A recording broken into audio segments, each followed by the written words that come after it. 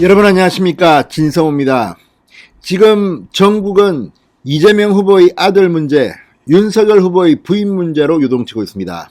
대통령 선거전이 묘하게도 가족들을 공격하는 것으로 지금 치러지고 있습니다.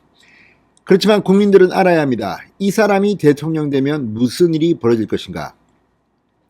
가족에 대한 의혹 제기도 물론 일리는 있습니다만 그게 다는 아닙니다. 자, 윤석열 후보가 이런 정치권의 논쟁과 별도로 다음에 뭘 할 것인가, 그리고 지금 문재인 정권은 뭐가 문제인가에 대해서 오늘 주목할 만한 두 개의 메시지를 냈습니다. 자, 윤석열 후보는 요즘 부쩍 SNS를 통한 메시지를 전하는데 심의를 기울이고 있습니다. 그중 하나가 오늘 검찰과 경찰이 깜짝 놀랄 그런 메시지입니다. 윤석열 후보는 대통령이 되면 여소야대의 대통령이 됩니다. 그러니까 집권당은 국민의힘인데 야당인 민주당의 의석이 훨씬 더 많은 겁니다. 참 일하기가 힘듭니다. 이런 가운데 노태우 정권을 참고할 필요가 있습니다. 노태우 대통령 시절 당시 여소야대 정국이었습니다.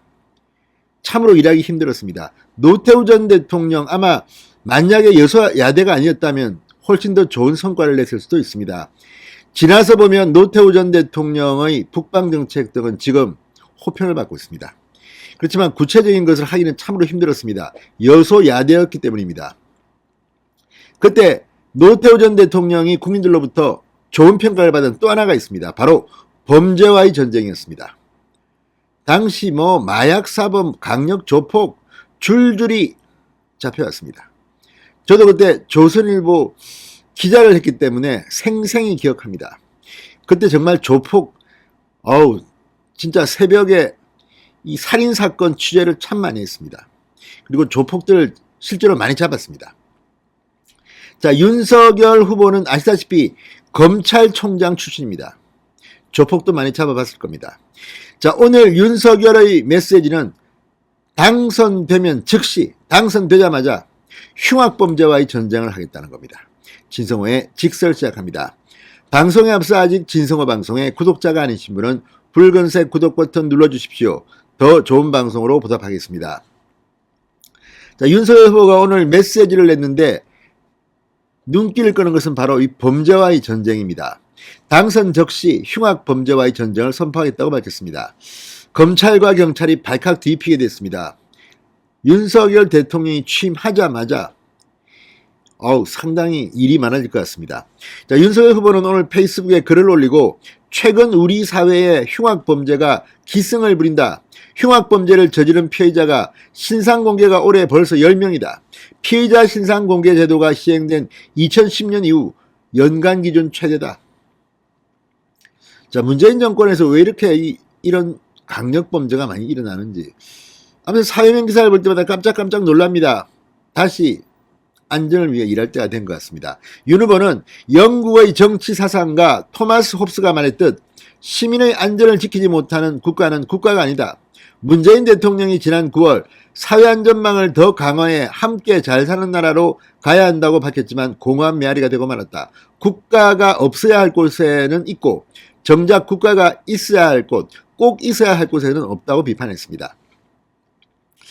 자, 국가가 국민의 안녕을 지켜주지 못하면 공권력은 왜 필요합니까?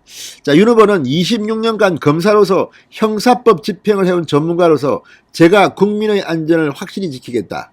미국의 루돌프 줄리아니 전 뉴욕시장도 언급했습니다. 줄리아니 전 뉴욕시장은 범죄를 낮추기 위해 지하철 낙서부터 지었다. 그 결과 경범죄는 물론이고 강력범죄도 큰 폭으로 낮췄다고 말했습니다. 사실 저도 줄리아니 시장 기억이 납니다. 과거 뉴욕 출장 갈 때마다 느낀 거지만 정말 지하철 이런 거 탈 때 무시무시합니다. 그리고 이 뉴욕에 있는 지인들이 $20를 준비해라. 만약에 누가 뭘 들이대면 $20를 주면 된다. 굉장히 치안이 불안했습니다. 그렇지만 줄리아니 시장 이후 갔을 때는 깨끗하고 안전했습니다. 시장 한 명이 이렇게 세상을 바꿀 수 있는 겁니다.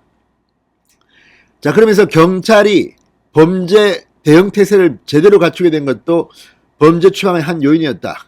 검사 출신 줄리아니 전 뉴욕시장이 그랬던 것처럼 저도 범죄를 줄이기 위해 가능한 모든 수단을 차용하겠다고 했습니다. 흉악범죄에 대한 처벌 강화 못지않게 범죄 발생을 철저히 예방하는 안전망을 촘촘하게 운영하고 재범 방지를 위한 사후적 관리도 철저히 하겠다고 말했습니다. 자, 이 윤석열 후보 역시 대통령이 되면 이런 걸 해야 됩니다. 줄리아니 시장은 그래서 엄청난 평판을 얻었습니다. 그리고 여소야대 정치 때문에 시끄러울 때 안전부터 잡아야 됩니다. 자, 그리고 오늘 또 하나의 메시지도 던졌습니다. 페이스북에서 윤석열 후보는 문재인 대통령의 이번 호주 방문 그리고 한 장의 사진에 대해서도 비판을 했습니다.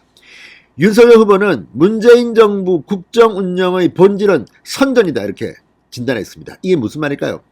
일은 별로 안 하면서 선전, 홍보만 열중히 한다 이런 비판으로 해석됩니다. 윤 후보는 선전이라는 것은 본래 사물을 있는 그대로의 모습이 아닌 과장된 것으로 만드는 법인데 지금 문재인 정부의 국정 운영이 그렇다. 코로나19 하루 확진자가 곧 1만 명을 넘었을 태세고 사망자가 속출하고 의료체계가 더 이상 버틸 수 없는 것이 현재 우리나라가 처한 상황이다. 그러나 문재인 정부는 자기 자신까지 속이고 있다. 태연하게 시급한 외교사안도 없는 호주까지 가서 SNS에 시드니 오페라 하우스에서 찍은 셀카를 올리는 게 아니냐. 그간 문재인 정부의 국정 운영의 문제점으로 사람들이 가장 많이 지적한 것이 쇼와 자화자찬이다. 문재인 정부 청와대에서 가장 잘 나가는 참모가 바로 이를 담당하는 사람이다. 탁현민 이야기하는 것 같습니다. 자, 어쨌든 윤석열 후보가 이제 메시지를 SNS로 생산하기 시작했습니다. 오늘 두 개의 메시지는 문재인 대통령에게는 상당한 충격을 줄 것으로 보입니다. 진성호의 직설이었습니다. 여러분 감사합니다.